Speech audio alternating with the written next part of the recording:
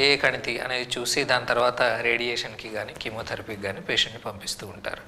Brain ట్యూమర్స్లో most important part after surgery is radiation అండి. Almost ప్రతి ట్యూమర్కి ఎక్కడో ఒక చోట రేడియేషన్ అవసరం పడేటువంటి అవకాశం ఉంది.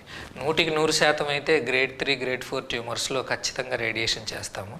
అలాగే గ్రేడ్ 1, గ్రేడ్ 2లో కొన్ని రిస్క్ ఫ్యాక్టర్స్ చూసుకొని దాని ప్రకారం మనం రేడియేషన్ చేస్తాం అనమాట.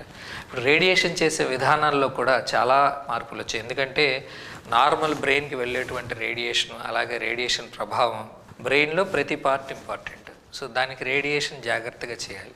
సో రకరకాల టెక్నిక్స్, ఐఎంఆర్టీ అని, ర్యాపిడ్ ఆర్క్ అని, ఐజీఆర్టీ అని చెప్పేసి రకరకాల టెక్నిక్స్ వచ్చాయి. ఇవన్నీ కాకుండా క్యాన్సర్ కాని కణుతుల్లో మనం స్టీరియోటాక్టిక్ రేడియో సర్జరీ అని చెప్పేసి ఒక విధానం ఉపయోగిస్తాం అన్నమాట. ఆ స్టీరియోటాక్టిక్ రేడియో సర్జరీ ఏమిటి అంటే హై డోస్ ఆఫ్ రేడియేషన్